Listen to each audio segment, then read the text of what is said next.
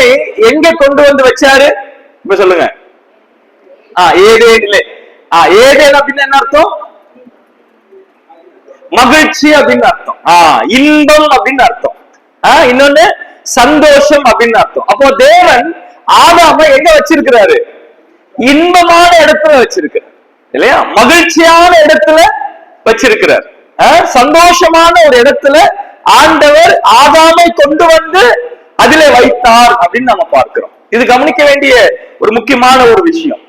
ஏதேனுக்கு யார் வரல? யார் வரல? ஆதாம் தானாக வரல. அங்க வாசிக்கிறோம், தேவனாகிய கர்த்தர் ஆதாமை என்ன பண்றாரு? தாம் உருவாக்கின மனுஷனை அதிலே வைத்தார். He kept அல்லது he fixed இல்லைங்களா? அவர் வைத்தார் இல்லைங்களா? அதுல பொருத்தினார். அந்த வார்த்தைகள் எல்லாம் அதுல பயன்படுத்தி இருக்கிறார். அப்போ ஏதேனிலே இருப்பது யாருடைய விருப்பம் அல்ல? மனுஷனுடைய விருப்பம் அல்ல, அல்லது ஆதாமினுடைய விருப்பம் அல்ல. அது யாருடைய விருப்பம்? தேவனுடைய விருப்பம். தேவன் மனுஷனை கொண்டு வந்து ஏதேனில் என்ன செய்யறாரு? வைத்தார் அப்படின்றத நாம பார்க்கிறோம். அப்ப இதை நாம கவனிக்கும் பொழுது நாம சிந்திக்க வேண்டிய ஒரு காரியம் இது இருக்கிறது. நாம யாராக இருக்கிறோம் அப்படின்றது, நாம எங்க இருக்கிறோம் அப்படின்றது நம்முடைய விருப்பம் அல்ல. அது யாருடைய விருப்பம்? தேவனுடைய விருப்பம். தேவன் நம்மை கொண்டு வந்து என்ன பண்ணிருக்கிறாரு? மவுண்ட் சியோன்ல வைத்திருக்கிறார். நம்மளை கொண்டு வந்து என்ன பண்ணிருக்கிறாரு? இங்க நானா என்ன செய்யல, வரல. அப்ப நான் இங்க இருக்கிறேன்னா அது யாருடைய திட்டத்தின்படி நடக்குது? தேவனுடைய திட்டத்தின்படி நடக்கிறது. இப்ப இந்த மவுண்ட் சியோன் சபையில நான் இருக்கிறேன் அப்படின்னா இது யாருடைய திட்டம்? தேவனுடைய திட்டம். என்னை தேவன் இந்த இடத்துல என்ன பண்ணிருக்கிறாரு? வைத்திருக்கிறார். இன்னார திருமணம் பண்ணணும், இவங்க என்னுடைய மனைவி, இவர் என்னுடைய கணவர். அது யார் திட்டம் தீட்டினது? யார் திட்டம் தீட்டியது? தேவன் திட்டம் தீட்டினார். நான் சொல்றது புரியுதுங்களா? சோ எல்லாவற்றையும் நமக்காக தேவன் அவருடைய திட்டத்தின்படியாக என்ன பண்றாரு? செயல்படுகிறார். எங்க வைக்கிறாரு? எங்க வச்சிருக்கிறாரு? ஏதேனிலே. ஏதேன் மகிழ்ச்சி. இப்போ விஷயம் என்னன்னா, இப்போ அந்த ஏதேன் அப்படி ஏதேனிலே இருக்கிற அந்த தோட்டம் இருக்கு இல்லைங்களா? ஓகே, ஒரு இப்படி வச்சுக்கலாம். அந்த தோட்டம் நம்முடைய குடும்பம் அப்படின்னு எடுத்துக்கொள்வோம் அப்படின்னா, அந்த குடும்பத்துல சந்தோஷம் இருக்கா? ஒருவேளை அந்த தோட்டம் என்பது நம்முடைய சபை அப்படின்னு நம்ம எடுத்துக்கொள்வோம் அப்படின்னா, நம்முடைய சபையில நமக்கு மகிழ்ச்சி இருக்கிறதா? யார் அந்த குடும்பத்தில் நம்மை வைத்தது? தேவன். இந்த சபையில யார் நம்மை வைத்தது? தேவன். ஏதேன் அப்படின்ற அந்த வார்த்தைக்கு என்ன அர்த்தம்? மகிழ்ச்சி. அப்ப அந்த மகிழ்ச்சியான இடத்துல கர்த்தர் நம்மை வைத்திருக்கிறார், அதுல சந்தேகம் இல்லை. அவர் வச்சிருக்கிறாரு. ஆனால் அதை நாம் மகிழ்ச்சியாக எண்ணுகிறோமா?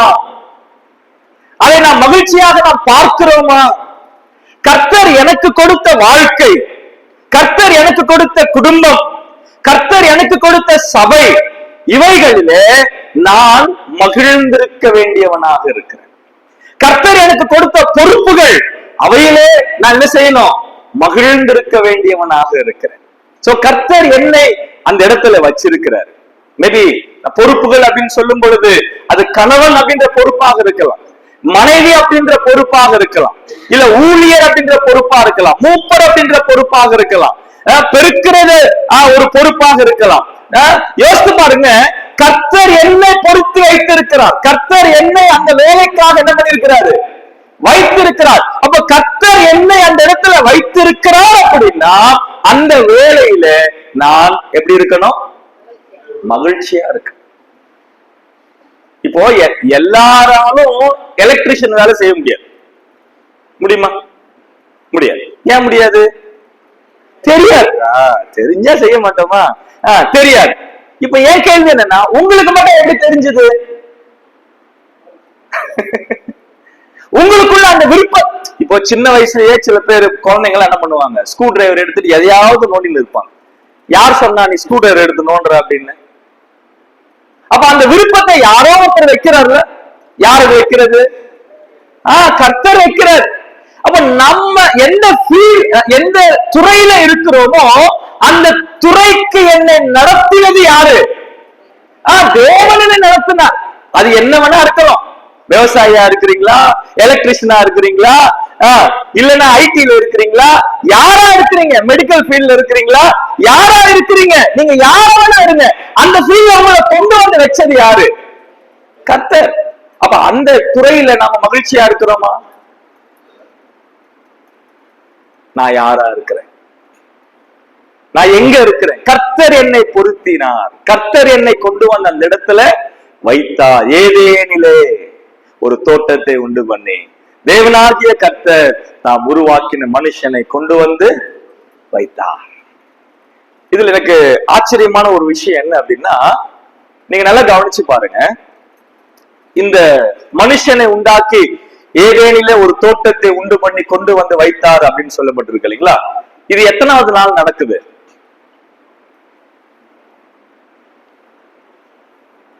ஐயா, அதை சொல்றதுதான் இவங்களை கூப்பிட்டு நீங்க சொல்லிட்டு போங்க அப்படின்னு சொல்றீங்களா? எத்தனாவது நாள்? 6வது நாள் செய்யறாரு. Very good.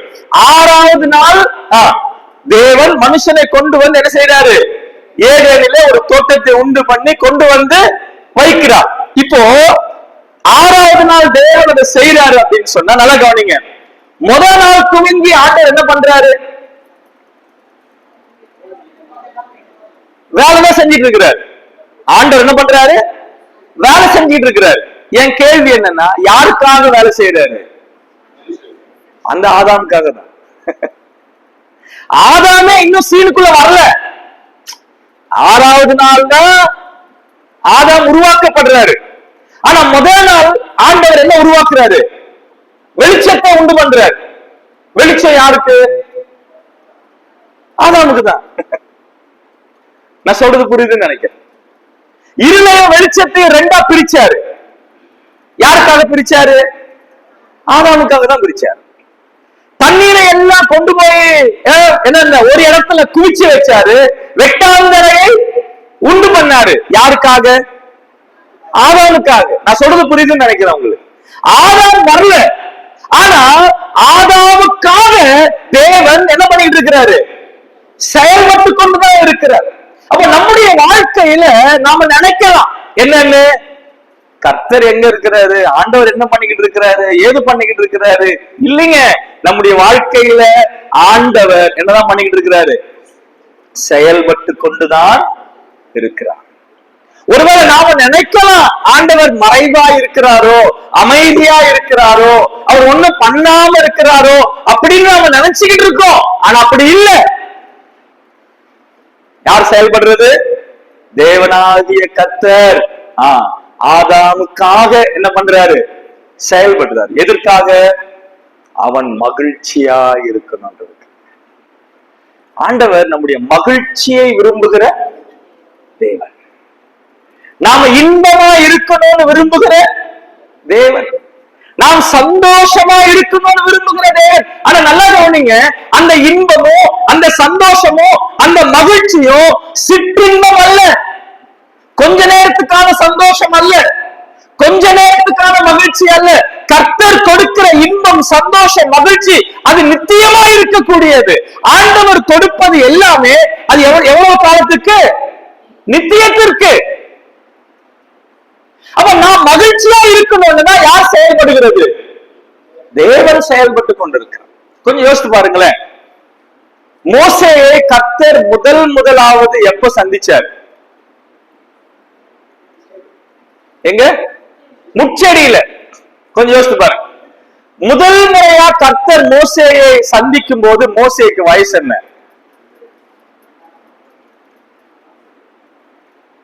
நாற்பது வருஷம் அரண்மனையில வாழ்ந்தாரு. 40 வருஷம் ஆடு மேய்க்கிறவர வனாந்திரத்துல இருந்தாரு. 80 வயது நிரம்பும் போதுதான் கர்த்தர் முதல் முறையாக மோசே கேட்கிறாரு, ஐயா யார் நீங்க அப்படின்னு கேட்கிறாரு இல்லையா? யார் நீங்கன்னு கேட்கிறாரு. பழைய ஏற்பாட்டுல மோசே கேட்கிறாரு, புதிய ஏற்பாட்டுல யார் கேட்கிறாரு? பவுல் கேட்கிறாரு, யார் நீங்க அப்படின்னு சொல்லி கேட்கிறாரு. மோசே யார் நீ அப்படின்னு சொல்லி கேட்கும் போது என்ன அர்த்தம்? அந்த முதல் என்கவுண்டர், அந்த முதல் சந்திப்பு அங்கதான் நடக்குது. இப்ப யோசித்து பாருங்க, இப்ப 80 வருஷமா மோசேக்கும் தேவனுக்கும் சம்பந்தம் இல்லையா? சொல்லுங்க, எப்பத்திலிருந்து மோசேக்காக தேவன் செயல்பட்டாரு?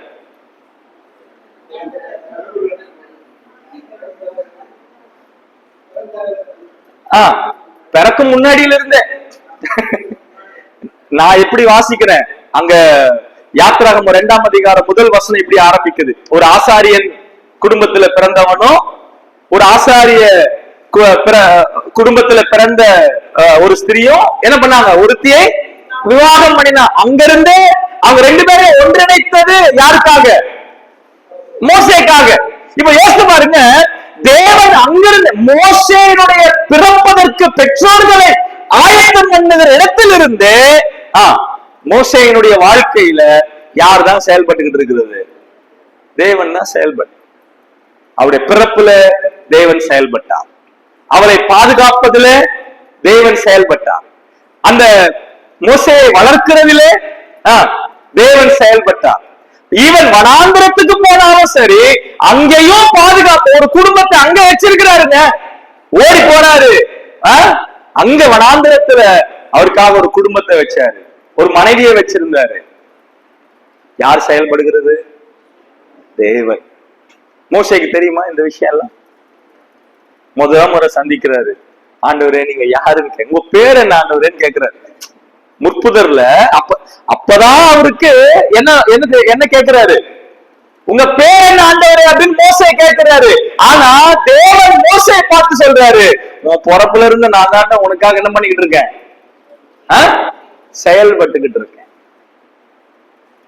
நம்முடைய வாழ்க்கையில யார் செயல்படுறது? தேவன் செயல்படுகிறார். நம்முடைய வாழ்க்கையில கர்த்தர் செயல்படுகிறார்.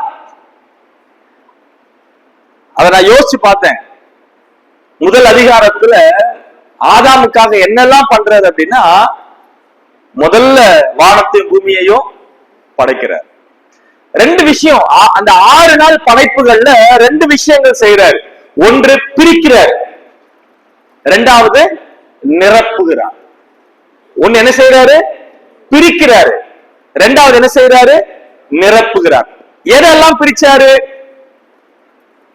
எதெல்லாம் பிரிச்சாரு? ஒண்ணு பகலையும் இரவையும் பிரிச்சார். 2வது நிலத்தையும் தண்ணியையும் என்ன பண்ணாரு? பிரிச்சாரு. அதுக்கப்புறம் தண்ணியையும் அதையும் பிரிச்சார். எங்க? பூமியில உள்ள தண்ணியையும் வானத்தில் என்ன பண்ணாரு? தண்ணியையும் ஆண்டவர் என்ன பண்ணாரு? பிரிச்சாரு. நான் சொல்றது புரியுதுன்னு நினைக்கிறேன். ஓகே, இது எல்லாத்தையும் பிரிச்சார். அதுக்கப்புறம் ஆண்டவர் என்ன செய்யறாரு? நிரப்புறாரு. எவையெல்லாம் நிரப்புறாரு? வெட்டாந்தரையா இருக்கக்கூடிய பூமியை நிரப்புறாரு. என்னென்ன எதுல நிரப்புனாரு? மரம், செடி, கொடி, காய்கறிகள், பழங்கள், பூக்கள், என்னென்ன வேணும் அந்த எல்லாத்தையும் என்ன செய்யறாரு? பூமியில நிரப்புகிறதை பார்க்கிறோம். மிருகங்களால் என்ன செய்யறாரு? நிரப்புகிறதை பார்க்கின்றோம். தண்ணீரை நிரப்புனாரு. எதுல நிரப்புனாரு? மச்சங்களாலே நிரப்புனார். நீரில் ஊறும் பிராணிகள், நீந்தும் பிராணிகள், இவைகளை என்ன செய்யறாரு? நிரப்புகிறதை பார்க்கிறோம். வானத்தை, ஆகாய விரிவை பிரிச்சாரு, அதை நிரப்புறாரு. எதனால நிரப்புனாரு? சூரியனை வச்சாரு, சந்திரனை வச்சாரு, நட்சத்திரங்களை வச்சாரு, பறவைகளை வச்சாரு. இவைகள் எல்லாம் என்ன பண்ணாரு? நிரப்புனார். இதெல்லாம் யாருக்காக? ஆதாமுக்காக. சில நேரங்கள்ல ஆண்டவர் நம்முடைய வாழ்க்கையில பிரிக்கலாம். சில நேரங்கள்ல நம்முடைய வாழ்க்கையில தேவன் நிரப்பலாம். அவர் பிரிச்சாலும் சரி, அவர் நிரப்புனாலும் சரி, அது யாருக்காக? நமக்காக. இதுக்காக நான் மகிழ்ச்சியா இருக்கணும், நான் இன்பமா இருக்கணும் அப்படின்றதுக்காக. என்னுடைய இன்பம், என்னுடைய மகிழ்ச்சி அவருக்கு ரொம்ப முக்கியம். நான் சந்தோஷமா இருக்கணும், அதுதான் அவருக்கு ரொம்ப முக்கியம். அதுக்காக ஆண்டவர் என்ன பண்றாரு? காரியங்களை செய்கிறதை நாம் அங்கே பார்க்கிறோம். எவ்வளவு நல்ல தேவன் நம்முடைய வாழ்க்கையில எவ்வளவு நல்ல தேவன். அங்க ஒரு வார்த்தையை கவனிச்சு பாத்தீங்கன்னா, ஏதேனிலே ஏன் சந்தோஷம் இருக்கு? ஏதேனிலே ஏன் சந்தோஷம்? ஏன் சந்தோஷம் இருக்கு? ஏதேனில என்ன இருக்கு? 3ஆம் அதிகாரம் 8வது வசனம் வாசிங்க. 3ஆம் அதிகாரம் 8வது வசனம்.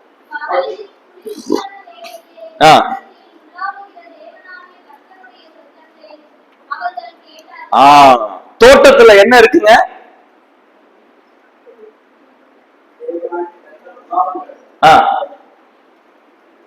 உலாவுகிற சத்தம்.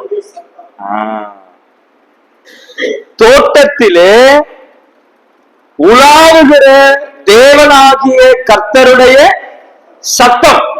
தோட்டத்துல என்ன இருக்கு? உலாவுகிற தேவனுடைய சத்தம். இப்ப கவனிங்க, சத்தம் இருக்குது அப்படின்னா அந்த தோட்டத்துல யார் இருக்கிறார்னு அர்த்தம்? தேவன் இருக்கிறார். அப்ப ரெண்டு காரியங்கள்.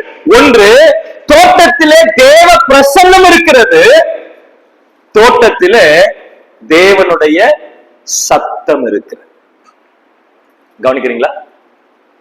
தோட்டத்திலே தேவ பிரசன்னம் இருக்கிறது, தோட்டத்திலே தேவனுடைய சத்தம் இருக்கு. இப்ப சொல்லுங்க, ஏதேனிலே தேவன் ஒரு தோட்டத்தை வச்சார் இல்லையா? அந்த தோட்டமானது இன்பமா இருக்கணும் இல்லையா? மகிழ்ச்சியா இருக்கணும். ஏன்னா அந்த தோட்டம் எங்க இருக்கு? ஏதேனிலே இருக்கின்றது. ஏன் அந்த தோட்டத்துல இன்பம்? ஏன் அந்த தோட்டத்துல மகிழ்ச்சி? ஏன் அந்த தோட்டத்துல சந்தோஷம்? ஏன்? ரெண்டு காரணங்கள். அந்த தோட்டத்துல என்ன உண்டு? தேவ பிரசன்னம் உண்டு. அந்த தோட்டத்துல என்ன உண்டு? தேவ சத்தம் உண்டு. அப்போ தேவ பிரசன்னமும் தேவ சத்தமும் நிரம்பி இருக்கக்கூடிய தோட்டம் எப்படி இருக்கும்? மகிழ்ச்சியா. தேவ பிரசன்னமும் தேவ சத்தமும் நிரம்பி இருக்கக்கூடிய தோட்டம் இன்பமா இருக்கும், மகிழ்ச்சியா இருக்கும், சந்தோஷமா இருக்கும். அப்ப தேவ பிரசன்னமும் தேவ சத்தமும் தான் எதை கொண்டு வருது? மகிழ்ச்சியை கொண்டு வருகிறது, இன்பத்தை கொண்டு வருகிறது.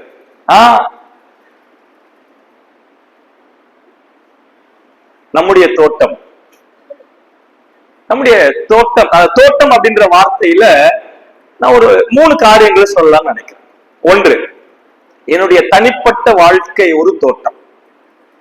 என்னுடைய தனிப்பட்ட வாழ்க்கை ஒரு தோட்டம். இரண்டாவது, என்னுடைய குடும்பம் ஒரு தோட்டம். மூன்றாவது, என்னுடைய சபை ஒரு தோட்டம். சரிங்களா? இப்ப நல்லா கவனிங்க. சபை நல்லா இருக்கு. நார்மலா சபையில பொதுவா கேட்கக்கூடிய வார்த்தை என்ன அப்படின்னா, சபை சரியில்லை, சபை சரியில்லை. நார்மலாவே என்ன பண்றோம்? இந்த வார்த்தைகளை இந்த காலகட்டத்தில் அதிகமா என்ன பண்றோம்? கேட்க. இப்ப சபை சரியில்லை அப்படின்னு யாராவது சொல்றாங்கன்னா அதுக்கு என்னங்க அர்த்தம்? நான் சரியில்லை, என் குடும்பம் சரியில்லைன்னு அர்த்தம். ஏன்னா சபை யாருடைய கூட்டம்? தனிப்பட்ட நபர்களுடைய கூட்டம். சபை பல குடும்பங்களுடைய கூட்டம். நான் சொல்றது புரியுதுன்னு நினைக்கிறேன். ஒவ்வொரு தனிப்பட்ட நபர்களும் இணைந்துதான் சபை. பல குடும்பங்கள் இணைந்துதான் என்னது? சபை. இப்ப சபை நல்லா இருக்கு அப்படின்னா என்ன அர்த்தம்? ஒவ்வொரு தனிப்பட்ட விசுவாசியும் நல்லா இருக்கிறாங்கன்னு அர்த்தம். ரெண்டாவது, ஒவ்வொரு குடும்பமும் நல்லா இருக்குதுன்னு அர்த்தம். அப்ப சரியா சபை சரியாகணும்னா நாம சரியாகணும். அவ்வளவுதான் முடிஞ்சிச்சு. சபை அப்படின்ற தோட்டம் சரியாகணும் அப்படின்னா முதல்ல நான் என்னுடைய வாழ்க்கை என்ன ஆகணும்? சரியாகணும். ரெண்டாவது, என் குடும்பம் சரியாகணும். இது ரெண்டும் சரியாயிடுச்சுன்னா, இது ரெண்டும் நல்லா இருக்குது அப்படின்னா ஆட்டோமேட்டிக்கா சபை எப்படி இருக்கும்? நல்லாதான் இருக்கும். ஏன்? சபையில யார் இருக்கா? நான் தான் இருக்கிறேன். சபையில யார் இருக்கா? நான் தான் இருக்கிறேன். அப்ப நான் தான் இருக்கிறேன்னா சபை நல்லா இல்லை சார் அப்படின்னு என்ன அர்த்தம்? நாம நம்மளே சொல்லிக்கிட்டு இருக்கிறோம்னு அர்த்தம். என்னன்னு? நான் சரியில்லை. இது நிறைய பேருக்கு புரிய மாட்டேங்குது. சபை சரியில்லைன்னா கட்டடம் சரியில்லை போல இருக்குன்னு நினைச்சுன்னு இருக்கிறாங்க நிறைய பேரு. சபை சரியில்லைன்னா என்ன அர்த்தம்? நான் சரியில்லைன்னு என்ன நானே சொல்லிக்கிட்டு இருக்கிறேன்னு அர்த்தம். அப்ப நல்லா கவனிங்க, இந்த தோட்டத்திலே நான் மகிழ்ந்து இருக்கணும், இந்த தோட்டத்திலே நான் மகிழ்ச்சியா இருக்கணும் அப்படின்னு சொன்னா நல்லா கவனிங்க, என் தனிப்பட்ட வாழ்க்கையில ரெண்டு இருக்கணும். ஒண்ணு தேவ பிரசன்னம், தேவ சத்தம். குடும்பம் அப்படின்ற தோட்டத்தில ரெண்டு இருக்கணும். என்ன இருக்கணும்? தேவ பிரசன்னம், தேவ சத்தம். இது ரெண்டும் இருந்ததுன்னா சபையில ஆட்டோமேட்டிக்கா என்ன இருக்கும்? தேவ பிரசன்னம், தேவ சத்தம். என்னால தேவ பிரசன்னத்தை இங்க உணர முடியல பிரதர், என்னால தேவ சத்தத்தை கேட்க முடியல பிரதர் அப்படின்னு என்ன அர்த்தம்? என்ன அர்த்தம்? நான் சரியில்லைன்னு அர்த்தம். சொல்றது புரியுதுங்களா? இப்போ கவனிங்க, ஆண்டவர் பைபிள்ல கேட்கப்பட்ட முதல் கேள்வி என்ன? ஆதாமே நீ எங்க இருக்கிற? இந்த கேள்விக்கு ஆண்டவருக்கு பதில் தெரியுமா? தெரியாது. அப்புறம் ஏன் கேட்டாரு?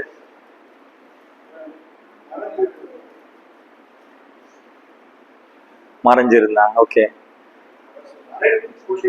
சரி. யாருக்கு?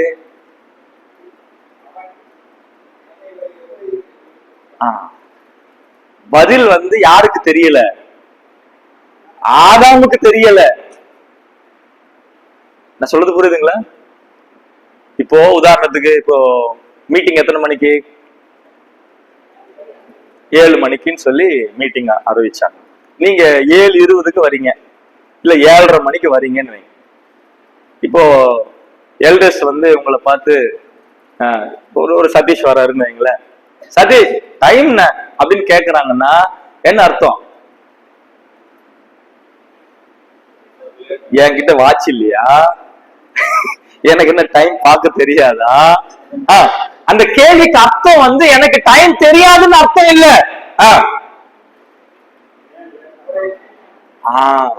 அவரை உணர்த்துறதுக்கு. எதை உணர்த்துறதுக்கு? நீ லேட்டா வந்திருக்க, இது சரியில்லை, நீ செய்யறது தவறு. அந்த ஒரு கேள்வி, டைம் என்ன அப்படின்னு அவரை பார்த்து கேட்கிற கேள்வியில இவ்வளவு விஷயங்கள் அவர் என்ன பண்ணணும்? உணரணும். அப்ப இந்த கேள்வி எதற்கான கேள்வி? உணர்வை கொடுக்கக்கூடிய கேள்வி. இப்ப இந்த கேள்வி யாரை பார்த்து கேட்கிறாரு? ஆதாமை பார்த்து கேட்கிறாரு. என்ன கேள்வி? ஆதாமே நீ எங்கே இருக்கிறாய்? இப்ப நீங்க கவனிங்க, நீ எங்கே இருக்கிறாய் அப்படின்னா என்ன அர்த்தம்? இதுவரைக்கும் தோட்டத்துல நான் ஆதாமே அப்படின்னு கூப்பிடும் போது நீ என்ன பண்ணிக்கிட்டு இருந்த? என்ன பண்ணிட்டு இருந்த? ஓடி வந்த. ரெண்டு விஷயத்துக்காக, என்னுடைய பிரசன்னத்தில் இருப்பதற்கும் என்னுடைய சத்தத்தை கேட்பதற்கும். நான் வரும்போது நீ அங்க இருந்த. இப்போ நான் வந்திருக்கேன், நான் வந்திருக்கேன், நீ எங்க? நீ எங்க? நீ எங்க இருக்க? நான் இங்கதான் இருக்கேன். நீ எங்க இருக்க? நான் எங்க இருக்கேன்? மகிழ்ச்சி அப்படின்ற அந்த தோட்டத்துலதான் இருக்கேன். இப்ப நான் வந்துட்டேன். Adam, I am here. நான் வந்துட்டேன். நீ எங்க? நீ எங்க இல்ல? இப்ப சொல்லுங்க. மகிழ்ச்சியான இடத்துல இல்ல. ஏன் இல்ல? தேவ பிரசன்னத்திலே இல்ல. தேவ சத்தம் கேட்கிற இடத்தில இல்ல. ஒளிந்து கொண்டான். ஒளிந்து கொண்டான். இப்பெல்லாம் நிறைய பாட்டு வருது, ஆண்டவரே நீர் என்னோடு இருக்கணும். புரிய மாட்டேங்குது நிறைய பேருக்கு. ஆண்டவர் அங்கதான் இருக்கிறாரு, யார்தான் ஓடி ஓடி ஒளிஞ்சுக்கிட்டு இருக்கிறது? யார் ஒளிஞ்சுக்கிட்டு இருக்கிறது? நாம தான் ஒளிஞ்சு ஒளிஞ்சு போய்கிட்டு இருக்கோம். அவரை விட்டு விலகி விலகி. அவர் என்ன வாக்கு கொடுத்திருக்கிறாரு?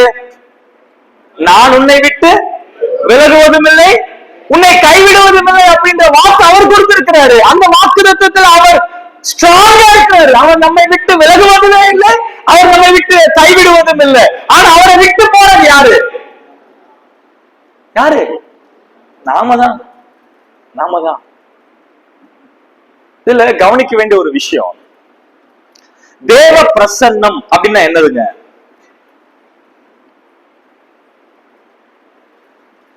தேவ பிரசன்னம் அப்படின்னு என்ன? அல்லது தேவ பிரசன்னம் அப்படின்னு என்னது?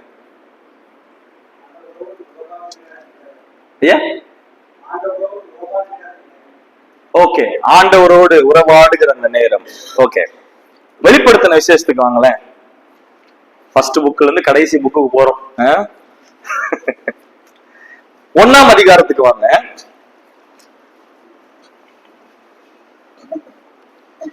16வது வசனம்.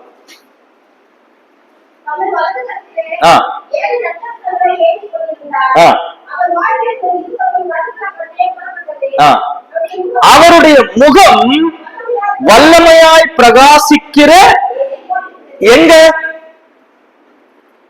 எங்க 7 நட்சத்திரங்களை அவருடைய கையில ஏந்தி 7 குத்து விளக்குகளின் மத்தியிலே உலாவுகிறவர். இப்ப ஆண்டவர் எங்க இருக்கிறாரு? 7 குத்து விளக்குகளின் மத்தியில. குத்து விளக்கு எதை குறிக்குது? அங்க 20வது வசனத்துல வாசிக்கும் போது கடைசி ஸ்டேட்மெண்ட் பாருங்க.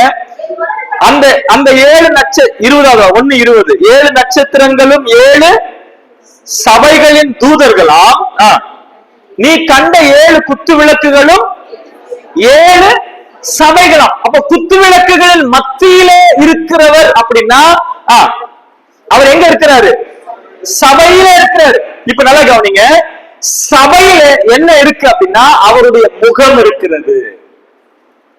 சபையில என்ன இருக்கு?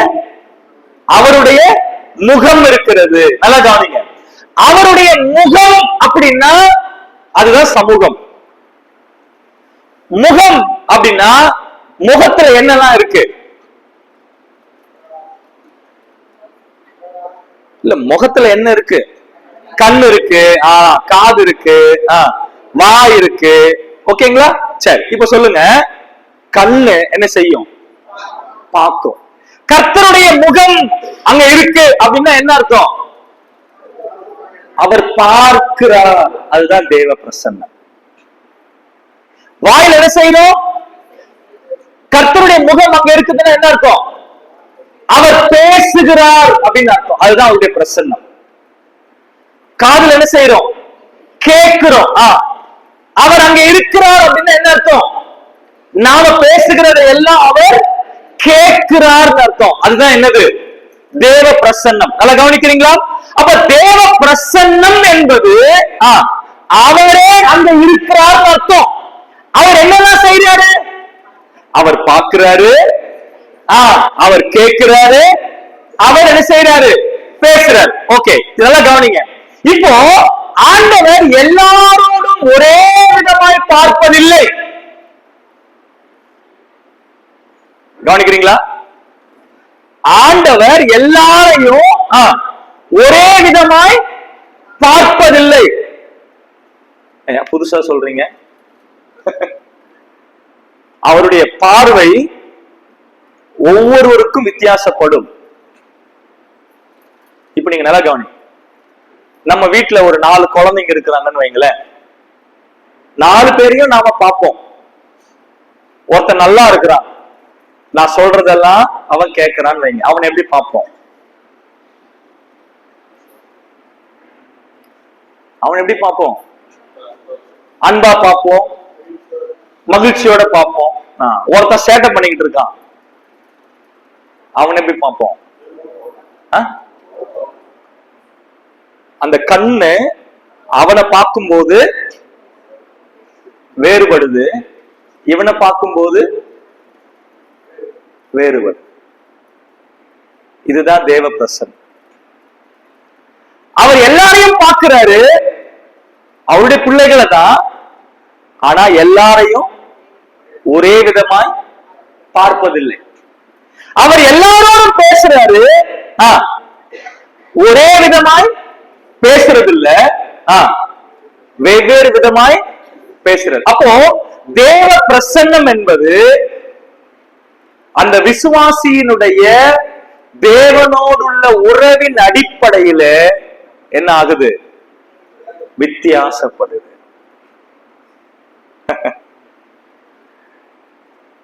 அப்போ நான் ஆண்டவரோட உறவில எப்படி இருக்கிறேன் அப்படின்றதின் அடிப்படையில அவருடைய பிரசன்னம் என்ன ஆகுது? மாறு.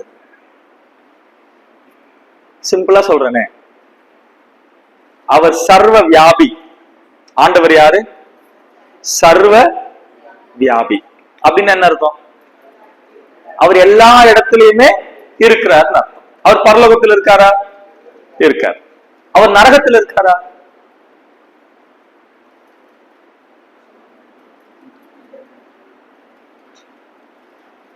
சொல்லுங்க. சர்வ வியாபின்னு அங்கேயும் இருக்கணும்ல, இருக்காரா இல்லையா? இருக்காரு. ஆனா பரலோகத்துல அவருடைய பிரசன்னம் எப்படி இருக்கு? மகிழ்ச்சியா இருக்கு. ஆனா நரகத்துல அவருடைய பிரசன்னம் எப்படி இருக்கு? கோபமா இருக்கு. நான் சொல்றது புரியுதா உங்களுக்கு? அப்போ நான் தேவ பிரசன்னத்துல இருக்கும்போது எனக்கு மகிழ்ச்சியா இருக்குதா இல்ல? நான் சொல்றது புரியுதுன்னு நினைக்கிறேன். ஒரு விஷயம் கவனிங்க, இன்னும் கொஞ்சம் உங்களுக்கு எக்ஸ்பிளைன் பண்றதுக்காக, புரியறதுக்காக சொல்றேன். தேவன் அந்த 10 கட்டளைகளை கொடுக்கிறதுக்காக மோசேயே என்ன பண்றாரு? கொடுமுடிக்கு, அந்த சீனாய் மலையினுடைய அந்த ஏறி வர சொல்றார். கொடுமுடிக்கு ஏறி வர சொல்றார். அந்த மலையினுடைய அடிவாரத்துல ஒரு கோடு கிழிச்சு, ஒரு பவுண்டரி லைன் குளிச்சுட்டு, அந்த பவுண்டரி லைனுக்குள்ள யாருமே வரக்கூடாது, எல்லாம் வெளியே தான் இருக்கணும் அப்படின்னு சொல்லி அவங்க என்ன பண்றாங்க? இஸ்ரவேல் ஜனங்கள் எல்லாரும் அந்த பவுண்டரி லைனுக்கு வெளியே இருக்கிறாங்க. மேல யார் இருக்கா? தேவன் இருக்கிறாரு. நடுவுல யார் இருக்கா? மோசே இருக்கிறாரு. தூரத்துல யார் இருக்கா? ஜனங்கள் இருக்காங்க. நல்லா கவனிங்க. இப்ப தேவன் பேசுறாரு, தேவன் பேசுறாரு, மோசேயும் கேட்கிறாரு, ஜனங்களும் கேட்கிறாங்க. மோசே கிட்ட இருக்கிறாரு.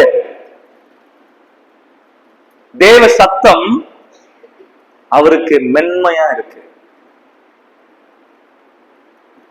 இஸ்ரவேல் ஜனங்கள் தூரமா இருக்கிறாங்க. தேவ சத்தம்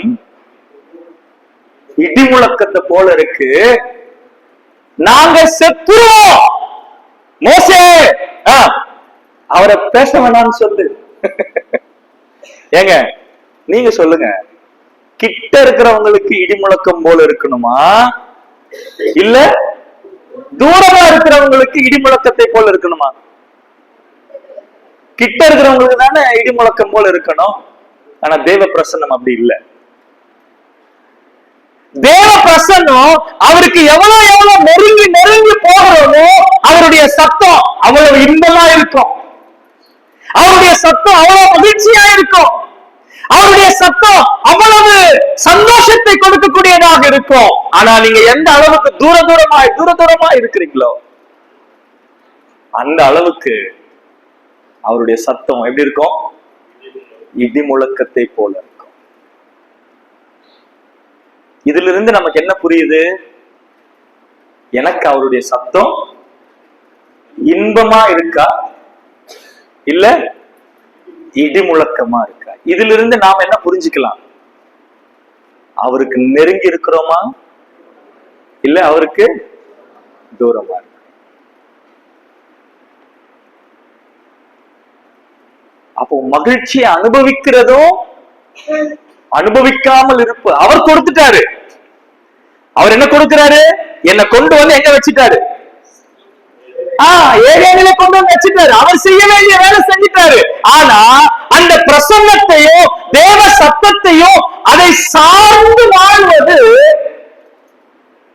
இப்ப நீங்க நல்லா கவனிங்க. ஆதாம் ஒளிந்து கொள்ளுவதற்கு என்ன காரணம்?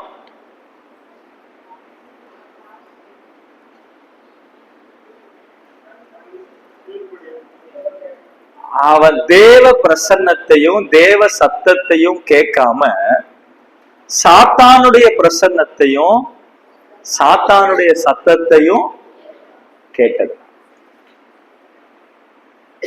அப்ப இப்படி சொல்லலாமா? தேவனுக்கும் ஆதாமுக்கும் இடையில யார் வந்துட்டா? மூணாவது நபர் வந்தாச்சு. தேவனுக்கும் மனுஷனுக்கும் இடையில மூன்றாவது நபர் அங்க எப்ப வந்தாரோ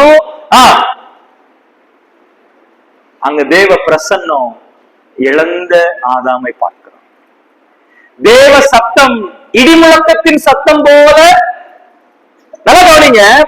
மேபி அதுக்கு முந்தின நாள் ஒருவேளை ஆதாமே அப்படின்னு கூப்பிட்ட உடனே ஆதாம் என்ன பண்ணிருக்கணும்?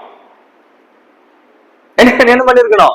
ஐயா கத்தர் வந்துட்டாரு அப்படின்னு ஓடி இருக்கணும் இல்லையா? ஒரு குழந்தை எப்படி அப்பாவை பார்த்த உடனே ஐயப்பா வந்துட்டாரு அப்படின்னு எப்படி ஓடுறாங்களோ அப்படி ஓடி இருக்கணும். அதே பயப்படுகிற குழந்தை, தப்பு பண்ண குழந்தையா இருந்துச்சுன்னா அப்பா வராருன்னா ஆதாம தான் பண்றாரு. ஒரு தேவ மனுஷன் சொன்னாரு, என்னது இந்த பசங்க எல்லாம் விளையாடுவாங்க இல்லையா, அந்த ஒளிஞ்சிக்கிற விளையாட்டு, என்னது கண்ணாமூச்சி ஆட்டம். அது கூட ஒழுங்கா ஆட தெரியல யாருக்கு? ஒளிஞ்சிக்கிறது எதுக்கு? ஒளிஞ்சிக்கிறது எதுக்கு? கண்டுபிடிக்காம இருக்குது. ஆதாமே எங்க இருக்கிறேன்னா ஒளிஞ்சிட்டு இருக்கிறேன்ற. ஒளிஞ்சிருக்கிறேன்னு சொல்லுவானா யாராவது? தன்னை மறைத்துக் கொள்றதுக்காக தான் என்ன பண்றான்? ஒழிஞ்சிக்கிட்டு இருக்கான். ஒழிஞ்சிட்டு இருக்காங்க பயங்கரமா இருக்க ஒழிஞ்சிக்கிறான் அப்படின்னு சொல்லினுங்கிறான். அது கூட விளையாட தெரியல அவனுக்கு. தேவ பிரசன்னம், தேவ சத்தம் என்னை ஈர்க்குதா இல்ல பயத்தையும் நடுக்கத்தையும் கொடுக்குதா? நல்லா கவனிங்க. நீங்க தேவ பிரசன்னத்துல இருக்கிற வரைக்கும் கொஞ்சம் யோசித்து பாருங்க. அவங்க நிர்வாணிகள் அப்படின்னு அவங்களுக்கு தெரிஞ்சது இல்லைங்களா? யாருக்கு?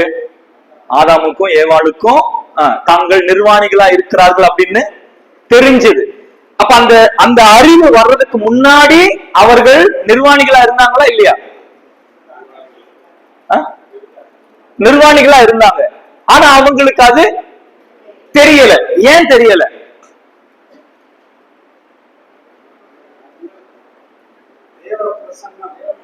தேவ மகிமை அவர்களை மூடி இருந்தது. அப்ப தேவ பிரசன்னத்திலேயும் தேவ சத்தத்திலேயும் இருப்பவர்களுடைய வாழ்க்கையில எது மூடி இருக்கும்? தேவ மகிமை மூடி இருக்கு. தேவ பிரசன்னத்தையும் தேவ சத்தத்தையும் விலகி போகும் பொழுது எதை இழந்துட்டாங்க? தேவ மகிமையை இழந்துட்டாங்க. எது தெரியுது? அவர்களுடைய நிலை தெரிகிறது. தேவன் அவர்கள் வைத்த ஸ்தானத்திலிருந்து விழுந்து போனவர்களாக தங்களுடைய நிர்வாணம் தெரிகிற நிலைமைக்கு அவர்கள் வந்துவிட்டார்கள். தேவ மகிமை, தேவ பிரசன்னம். அப்ப தேவ பிரசன்னத்திலேயும் தேவ சத்தத்திலேயும் நம்ம மகிழ்ச்சியா இருக்கிறோமா? நாம் யோசித்து பார்ப்போம். வேகமா போறேன் நானு, டைம் முடியுது. ரைட், எதுக்காக வச்சாரு? எதுக்காக வச்சாரு? 15வது வசனம், 2ஆம் அதிகாரம் 15வது வசனம்.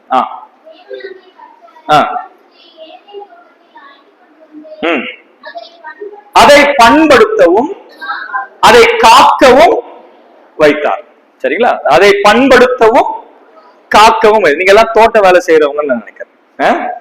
சரியா? பண்படுத்துறது எதுக்காக? விளைவிக்கிறதற்கு, வளர்றதுக்கு. அவ்வளவுதானே? வளர்ந்து கனி கொடுக்க. ரெண்டு காரணம் தான். ஒண்ணு வளரவும், ரெண்டு கனி. இந்த ரெண்டு வேலை நடக்கணும்னா பண்படுத்தணும். சரியா? சரி, எதுக்கு காக்கணும்? எதுக்கு காக்கணும்? இந்த ரெண்டு தடைபடாம இருக்கிறது. என்ன ரெண்டு? வளர்ச்சியும் கனி கொடுத்தலும் தடைபடாம இருக்கணும்னா அதை என்ன செய்யணும்? காக்கணும். இவ்வளவு சிம்பிள் விஷயம். பண்படுத்துற வேலை எதற்காக? வளர்ச்சி அடையணும், கனி கொடுக்கணும். அதை ஏன் காப்பாற்றணும்? அந்த வளர்ச்சியும் அந்த கனி கொடுக்கிறதும் தடைபடாமல் இருப்பதற்கும், நின்று போகாமல் இருப்பதற்கும் அதை என்ன செய்யணும்? காப்பாற்ற வேண்டும். இப்ப இந்த ரெண்டு வேலைய யார் செய்யணும்? யார் தோட்டத்தில் இருக்கிறாங்களோ அவங்க செய்யணும். யார் தோட்டத்தில் இருக்கிறாங்க? ஆதாம் இருக்கிறாரு. இன்னும் கொஞ்ச நேரத்துல இப்ப யார் வந்துருவாங்க? யார் வந்துருவாங்க? ஏவாளும் வந்துடும். இப்ப அவங்க ரெண்டு பேருடைய வேலை என்னது? தோட்டத்தை பண்படுத்தணும், தோட்டத்தை காக்கணும். இப்ப சொல்லுங்க, தோட்டத்துல என்ன இருக்கு?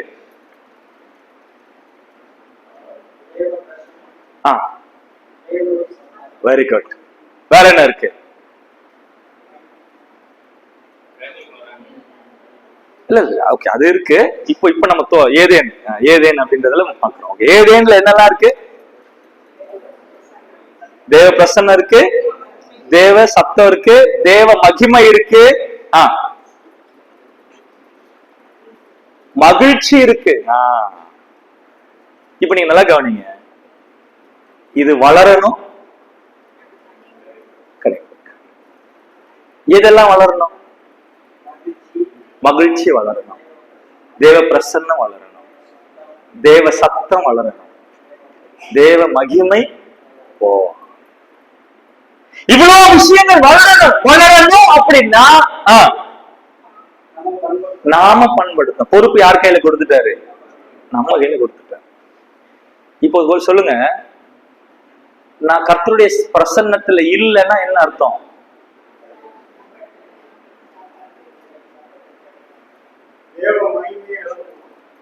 அதான்யா, பண்படுத்துற வேலை செய்யலன்னு அர்த்தம்.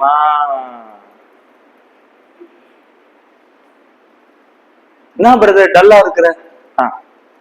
ஏன் டல்லா இருக்கிறாரு?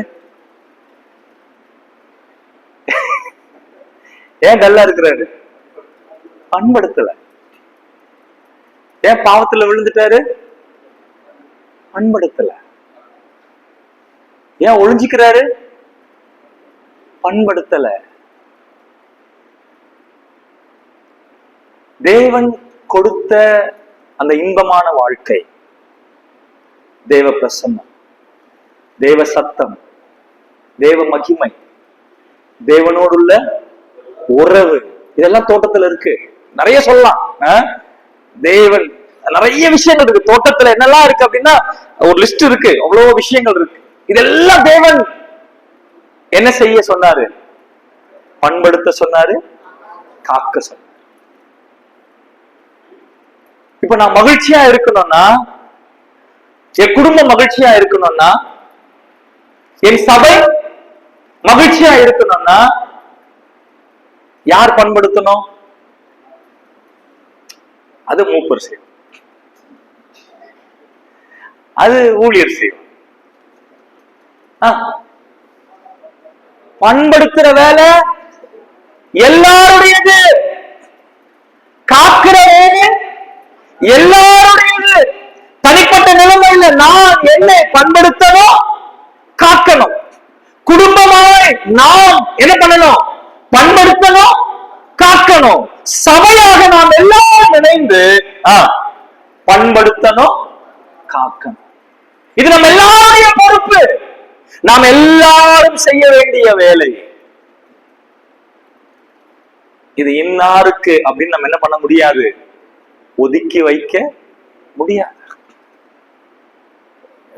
இந்த விரல்ல அடிபட்டுச்சுன்னு வைங்களேன், மீதி உடம்பெல்லாம் என்ன செய்யும்? போனா போதாது, கட்ட விரல்ல தான் அடிபட்டது அப்படின்னு விட்டுருமா? என்னெல்லாம் செய்யும்? எதெல்லாம் வேலை செய்யும்? எதெல்லாம் வேலை செய்யும்? நீங்க நல்லா கவனிங்க. முதல்ல அந்த கால்ல ஏற்பட்ட அடியினுடைய வேதனையானது அந்த கால்ல இருந்து பாஸ் ஆகி எங்க வரும்? இங்க வந்துடும். முதல்ல அந்த பெயின், அந்த வலிய மொத்த உடம்பு என்ன செய்யுது? எடுத்துக்கொண்டு இப்ப அந்த வேதனையை மொத்த உடம்பும் சேர்ந்து என்ன செய்யுது? அதை சரி செய்ய, அது சரி பண்ணணும். நீங்க சும்மா சொல்லுங்களேன், இந்த சுண்டு விரல்ல இந்த விரல்ல இந்த ஒரு பகுதி மட்டும் கட் ஆயிடுச்சுன்னு வைங்களேன், அவனுக்கு பேர் என்ன?